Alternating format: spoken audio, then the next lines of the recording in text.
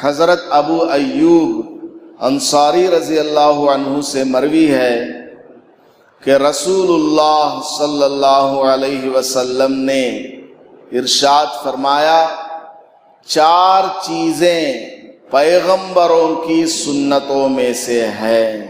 اور اگلی حدیث میں آ رہی ہے یہ بات کہ 10 چیزیں ایسی ہیں جو تمام پیغمبروں کی سنت ہے۔ تو اس روایت میں 4 کے بارے میں بتایا ہے۔ کیا کیا ہے؟ نمبر 1 حیا، یعنی آدمی کو پاک دامن رہنا۔ پاک دامن کا مطلب ہے نگاہوں کی حفاظت کرنا۔ آدمی اپنی نگاہوں کی حفاظت کرے، کسی نامحرم کو نہ دیکھے، راستہ چلتے ہوئے کسی عورت پر نظر پڑ جائے تو فوراً نگاہ کو ہٹا لے، یہ حیا ہے۔ فوراً اپنی نگاہ کو ہٹا لے، بلکہ اپنی شرمگاہ کو بھی بلا ضرورت نہ دیکھے، اپنی شرمگاہ کو بھی بلا ضرورت کے نہ دیکھے، یہ حیا کا تقاضا ہے۔ اور بیوی سے ہم بستری کرے تو کچھ کپڑا باقی رہے، بالکل برہنہ ہو کر کے، ننگے ہو کر کے نہ کرے، یہ بھی کیا ہے؟ حیا ہے۔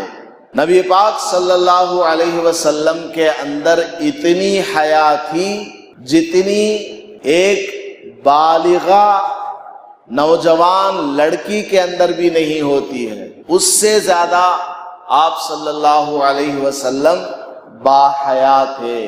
تو حیا یہ تمام انبیاء علیہم السلام کی سنت ہے۔ اپنی نگاہوں کی حفاظت کرنا، اپنے دل و دماغ کو پاک صاف رکھنا، یہ سب حیا کے نیچے آتی ہیں۔ تو یہ ہمیں بھی اختیار کرنا چاہیے، یہ صرف بتانے کے لیے نہیں ہے۔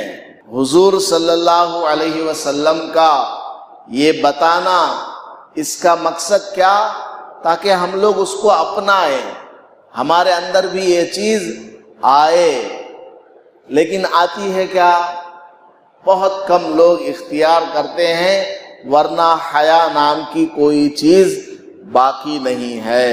فلم کو دیکھا جا رہا ہے، لڑکی بھی ساتھ میں بیٹھی ہوئی ہے، سیریل کو دیکھ رہے ہیں، سیریل کے اندر نامحرم کے اوپر ہماری نظر پڑ رہی ہے، دل میں گندے خیالات شیطان لا رہا ہے، لڑکی ہماری برابر میں بیٹھی ہوئی ہے یا پیچھے بیٹھی ہوئی ہے، بیوی بیٹھی ہوئی ہے، ماں بیٹھی ہوئی ہے، بہن بیٹھی ہوئی ہے، کیسا دل گوارا کرتا ہے کہ ہم سیریل کو دیکھیں، فلم کو دیکھیں۔ ذرا سوچنے کی بات ہے، آدمی بے حیا ہو گیا ہے، حیا نام کی چیز بالکل باقی نہیں رہی۔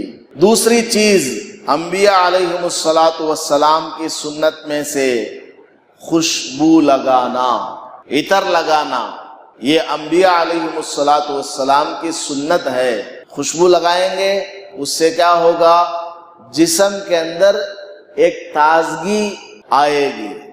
آدمی کو جب خوشبو ملے گی تو کچھ اچھا کام کرنے کو دل چاہے گا، دل کے اندر ایک نفاست پیدا ہوگی، اور اس خوشبو سے دوسروں کو بھی فائدہ ہوگا۔ دیکھیے، جب لوگ عطر لگا کر کے مسجد میں آتے ہیں تو دوسرے لوگوں کو بھی اس کا احساس ہو جاتا ہے، اور خوشبو جس جگہ ہوتی ہے وہاں جو لوگ نماز پڑھتے ہیں ان کی نماز کے اندر بھی کچھ تازگی کو وہ محسوس کرتے ہیں۔ تو خوشبو لگانا یہ انبیاء علیہم السلام کی سنت ہے۔ عورتوں کے لیے ایسی خوشبو لگانا جائز نہیں ہے جس کی مہک باہر تک آ جائے، ایسی خوشبو لگانا عورت کے لیے جائز نہیں ہے۔ نمبر 3 مسواک کرنا، یہ کیا؟ انبیاء علیہم السلام کی سنت ہے۔ دانتوں کو صاف کرنا مسواک کے ذریعے۔ کیا فرمایا حضور صلی اللہ علیہ وسلم نے کہ یہ انبیاء علیہم السلام کی سنتوں میں سے ہیں، اور پیغمبروں کا سلسلہ کب سے چلا ہے؟ حضرت آدم علیہ السلام سے چلا ہے۔ اور یہ ٹوتھ برش یہ کب آیا دنیا میں؟ یہ تو ابھی 100-150 سال پہلے سے یہ ٹوتھ برش چلا ہے، یا 200 سال مان لیجئے، اس سے پہلے ٹوتھ برش نہیں تھا۔ تو پتہ کیا چلا؟ انبیاء علیہم السلام کو ان سائنٹسٹوں سے بھی زیادہ نالج ہے۔ پیغمبروں کے پاس سائنٹسٹ سے بھی زیادہ نالج ہے، اور وہ نالج کہاں سے آیا ہے؟ آسمان سے آیا ہے۔ تو پتہ کیا چلا؟ یہ سارے کے سارے پیغمبر اللہ کے بھیجے ہوئے ہیں، لہٰذا ایک اللہ کو مان لو۔ تو تیسری چیز مسواک کرنا ہے، یہ مسواک کرنا پیغمبروں کی سنت ہے۔ اور چوتھی چیز نکاح کرنا، یہ کیا؟ پیغمبروں کی سنت ہے نکاح کرنا۔ بعض لوگ نکاح نہیں کرتے، کیوں نہیں کرتے؟ وہ سمجھتے ہیں کہ نکاح کرنا گویا کہ اپنا شوق پورا کرنا ہے۔ بعض ایسے بھی ہیں اپنے آپ کو بہت زیادہ متقی پرہیزگار بتانا چاہتے ہیں، اور کہتے ہیں کہ نکاح کرنے میں آدمی اپنا شوق پورا کرتا ہے، حالانکہ ان کا خیال بالکل غلط ہے۔ نکاح تو انسان کی ضرورت ہے، نکاح انسان کی ضرورت ہے، انسان کی فطرت ہے، انسان کے نیچر میں نکاح کرنا لازم ہے۔ بغیر نکاح کے آدمی رہ نہیں پاتا۔ آدمی جب بالغ ہو جاتا ہے اس کو نکاح کی ضرورت پیش آتی ہے، جس طرح کھانا پینا ضرورت ہے، سانس لینا ضرورت ہے، نکاح کی بھی ضرورت ہے۔ تو نکاح کو سرے سے انکار کر دینا یہ غلط ہے۔ نکاح پیغمبروں کی سنت ہے، اور نکاح کرنا چاہیے۔ نکاح کرنے سے آدمی کا دل اور اس کا دماغ برے خیالات سے پاک ہو جاتا ہے۔ 90% آدمی گندے خیالات اور وساوس سے بچ جاتا ہے۔ تھوڑا بہت پھر بھی آ جاتا ہے تو آدمی اس سے بھی بچنے کا ارادہ کرے گا تو ضرور بچ جائے گا۔